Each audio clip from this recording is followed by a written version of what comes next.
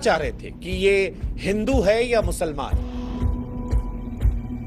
और जब कंफर्म हो गया तब गोली मार दी, पैंट उतरवा कर गोली मार दी। भारत में अक्सर हम गंगा जमनी तहजीब की बात करते हैं। ये कहते हैं कि मजहब नहीं सिखाता हमें आपस में बैर रखना, लेकिन आज इस देश में बहुत सारे लोग ऐसे हैं जो ये सवाल पूछ रहे हैं कि गोली मारने वाले अगर किसी मजहब से नहीं थे तो मजहब पूछे गोली क्यों मारी। और बड़ा अफसोस हो रहा है हमें आज ये सवाल कहते हुए, क्योंकि जो ये सवाल पूछ रहे हैं उनकी बात को भी हम पूरी तरह नकार नहीं पा रहे। चंद रोज पहले हम कश्मीर के अंदर थे और हजारों लोगों से मिल रहे थे, बेशुमार मोहब्बत हमें भी मिली थी, लेकिन उसी कश्मीर में वो लोग भी हैं जो मजहब, जो धर्म देखकर लोगों को कत्ल कर रहे हैं। और इसी वजह से आज बड़े अफसोस से हम कह रहे हैं कि इस सवाल को हम चाहकर भी नकार नहीं पाएंगे, क्योंकि जिन्हें मारा गया उनके साथ कोई बहस नहीं हुई, कोई सवाल नहीं पूछा गया, इंसानियत को नहीं देखा गया।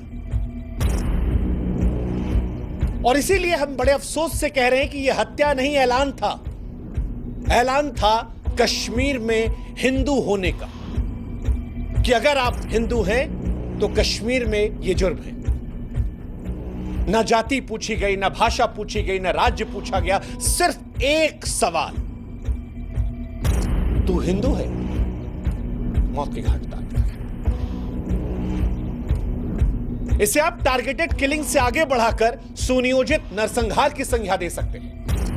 मंजुनाथ राव, कर्नाटक का एक परिवार जो यहां पहुंचा था, उसमें मंजुनाथ राव जो हैं वो अपनी पत्नी पल्लवी और बेटे के साथ कश्मीर देखने पहुंचे थे। हम सबकी नजर में कश्मीर भारत का ताज है। कश्मीर वो स्थान है जो दुनिया में जन्नत की निगाहों से देखा जाता है, और शायद ये परिवार भी जन्नत देखने पहुंचा था, मगर इसे एहसास नहीं था कि हिंदू होकर जन्नत देखने जाना उसकी जिंदगी पर भारी पड़ सकता है।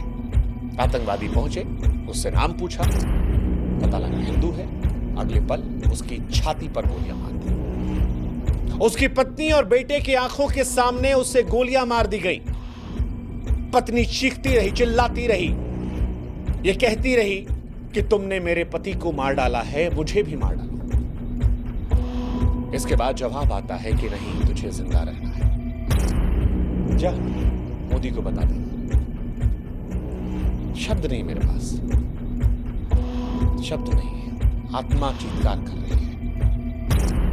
हम इस देश में दिन रात संविधान की दुहाई देते हैं। संविधान कहता है कि हम सब एक हैं, बराबर हैं, मगर आतंकवादियों का संविधान, वो कहता है कि हिंदू काफिर है, उसे सांस लेने का हक नहीं। वो कहता है कि अल्लाह का फरमान है कि हर काफिर का खून बहा दो। बांग्लादेश से बंगाल और कश्मीर तक मारने वाले भी वही, मरने वाले भी वही, और ये बड़े अफसोस के साथ कहना पड़ रहा है, बड़े अफसोस के साथ कहना पड़ रहा है। ऐसा नहीं कि इस आतंकवादी घटना के जरिए इस देश के हर मुसलमान को हम निशाना बना रहे हैं, लेकिन आज इस घटना का जो विरोध नहीं करेगा, सवाल उस पर उठेगा, क्योंकि आज ये हत्या मजहब की वजह से हुई है। ये लोग जिंदा होते अगर ये हिंदू नहीं होते। और इसीलिए आज हम इस देश के मुसलमानों से भी कहेंगे कि आप भी आइए, हमारी आवाज में आवाज मिलाइए और बताइए, कहिए चीख कर कि धर्म की वजह से जो हत्या की गई है, ये अल्लाह की इबादत नहीं हो सकती, ये मुसलमान नहीं हो सकता। कश्मीर की वादियां जो कभी फूलों की महक और शांति से महका करती थीं, अब हिंदुओं के लिए कसाई खाना बन गई हैं। कश्मीर में हिंदू होना मौत का फरमान है। एक नया जोड़ा शादी की खुशी, कश्मीर को जन्नत मांग कर आया, मैगी का स्वाद ले रहा था, भेलपुरी खा रहा था, लेकिन उसे क्या पता था कि उसके नाम की कब्र खुद जाएगी। और यह पहली बार नहीं है। द कश्मीर फाइल्स ने जब कश्मीरी पंडितों के घाव को कुरीदा था, तो उस फिल्म को इस्लामोफोबिक कहकर खारिज कर दिया गया था। कुछ तारीखों के हेरफेर को लेकर पूरी घटना को इंकार कर दिया गया था।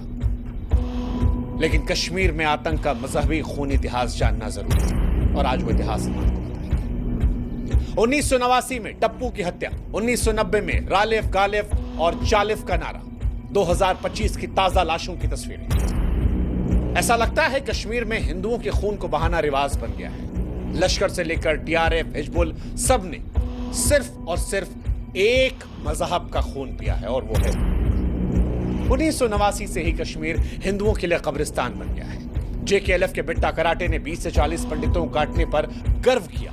1990 में सैकड़ों हिंदू मारे गए। लाखों हिंदू पंडित ऐसे थे जो अपनी जड़ें छोड़कर वहां चले गए। नदी मार्ग में 24 पंडितों का नरसंहार हुआ। बीके गंजू की चावल के डब्बे में हत्या हुई। और ये सारी कहानियां हम सबके सामने आई, लेकिन सेकुलर नौटंकी में उलझकर हमने इसे खारिज कर दिया। लेकिन क्या बदला? आज भी नाम पुष्कर ठोका जा रहा है। 2022 में 150 पंडित कर्मचारी डरकर भाग गए थे। 2023 में संजय शर्मा मारे गए और अब पहलगाम में पर्यटकों खत्म। अब नहीं तो कब कहेंगे कि यह नरसंहार नहीं है, यह हिंदुओं का सुनियोजित जनसंहार है। फरवरी 2019 के पुलवामा हमले में 47 जवान शहीद हुए थे और उसके बाद यह अब तक का सबसे बड़ा घटनाक्रम है। आतंकवादियों ने एक बार फिर हिंदुओं को ही निशाना बनाया है और यह संयोग नहीं, सुनियोजित साजिश है। दरअसल हिंदुओं का खून बहाना आतंकवादियों का शौक बन चुका है। न जाति, न भाषा, न राज्य, बस एक सवाल कि क्या तुम हिंदू हो?